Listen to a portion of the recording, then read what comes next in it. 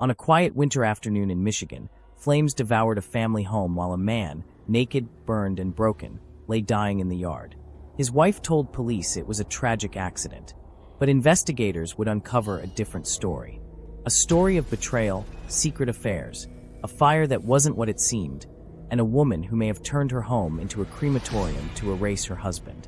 This is the case of Linda Stermer, a story where the only witness to a deadly blaze may have also lit the match.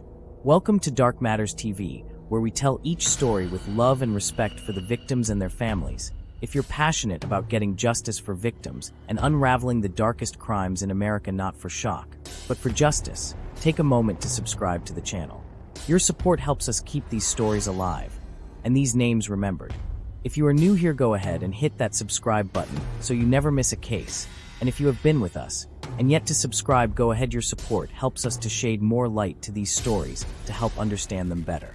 January 7th, 2007. It was a brutally cold Sunday in Waverly Township, Michigan.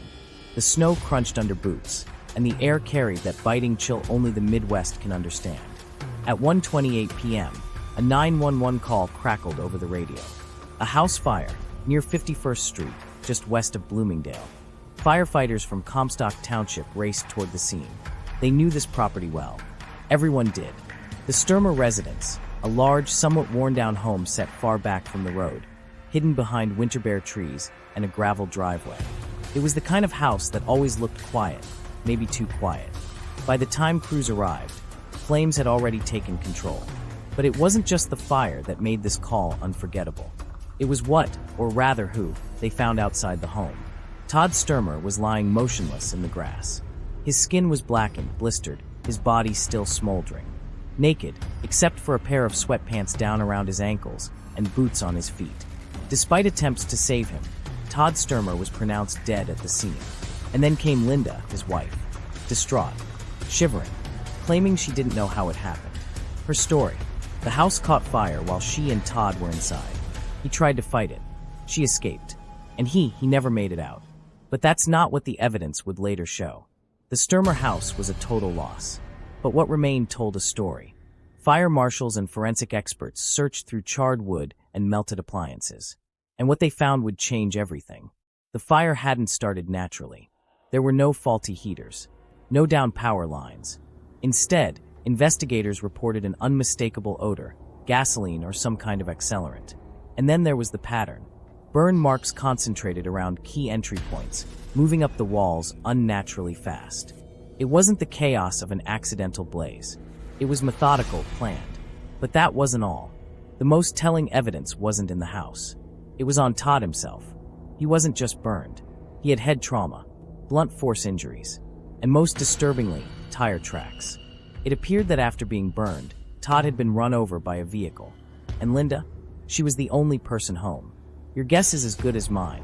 Even as Todd tried to save himself from the flames, burns covering his body, lungs filled with smoke, he somehow made it out, only for a car to come barreling toward him.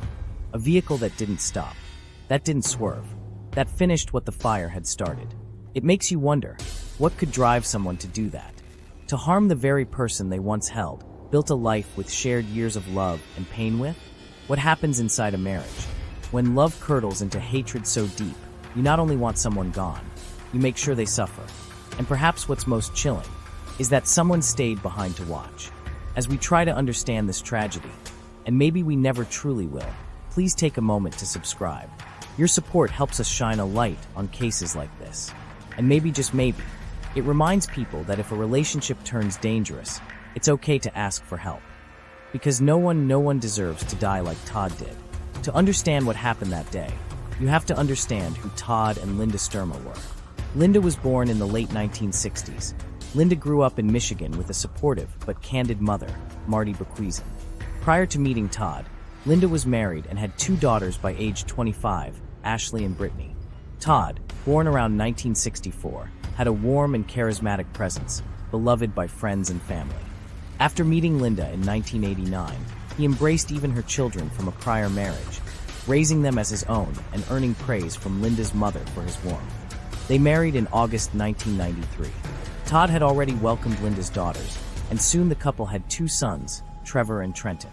The couple, along with Linda's nephew Corey, created a large household on a sprawling Michigan property with horses and multiple homes. Though the early years were mostly positive, there were growing tension. Linda later described Todd as having anger issues, occasional violent outbursts and moments she described as abusive.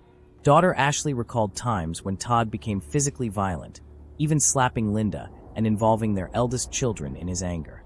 While some children denied ever witnessing physical abuse, others acknowledged emotional strain within the family. From the outside, they were a normal couple. They had children, careers, a quiet life in rural Michigan. But behind closed doors, things were falling apart. In the days leading up to Todd's death, neighbors reported hearing fierce arguments coming from the Stermer home. Fights so intense they could shake the walls. It wasn't just marital tension, it was explosive. And it raises the question, what could drive two adults to such a breaking point? The answer, many believe, lies in betrayal. It's likely that Todd had discovered Linda's infidelity and confronted her. And what followed was a storm of anger, resentment, and a tragic unraveling no one could have predicted. Their marriage was now overshadowed by bitterness, unresolved conflicts, and alleged financial struggles, common triggers for relationship collapse. Prosecutors would later argue that Linda was done with Todd, but she didn't want a messy divorce. She wanted Todd gone. And in the weeks before his death, Todd had confided in friends and family that he feared something was going to happen. He felt like he was being watched, set up, manipulated, and on January 7th, he was proven right. In 2010, Linda Stermer was arrested and charged with first-degree murder, arson, and assault with a deadly weapon. The prosecution's theory was chilling.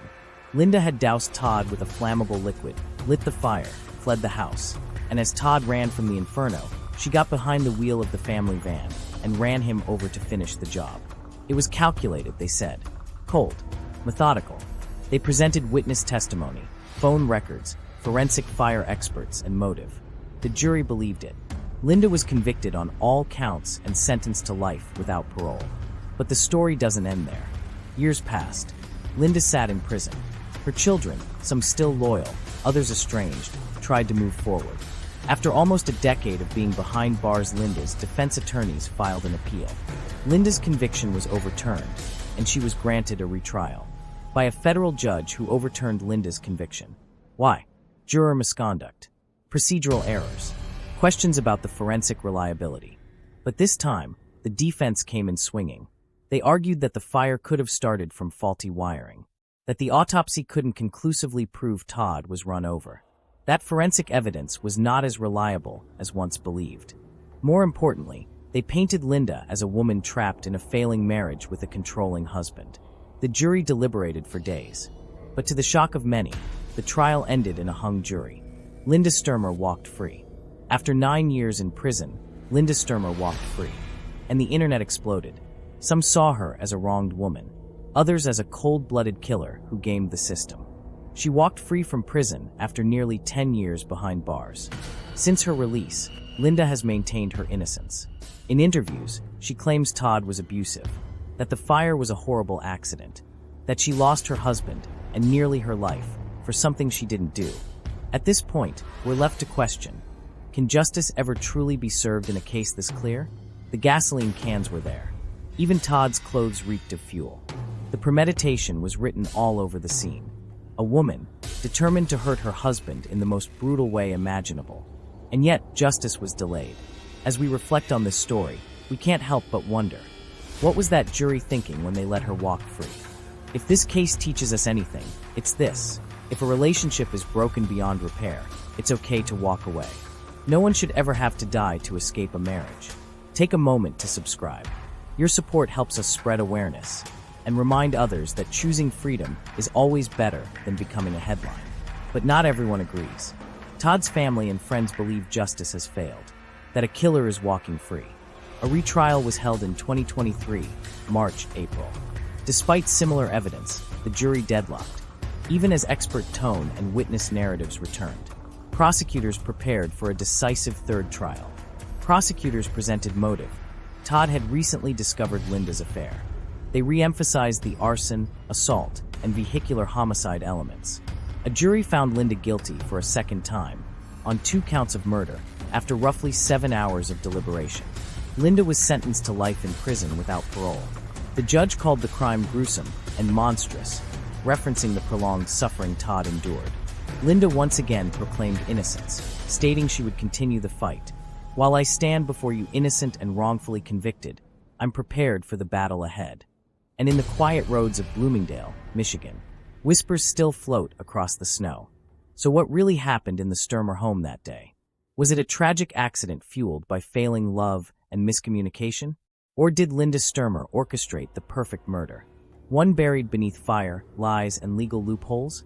We may never know the whole truth. But one thing is clear. When a marriage turns toxic, when secrets smolder beneath the surface, sometimes all it takes is a single spark. If this case gripped you like it gripped us, hit that like button and subscribe for more stories that don't just report crimes, they uncover the people behind them. Until next time, stay safe, stay woke.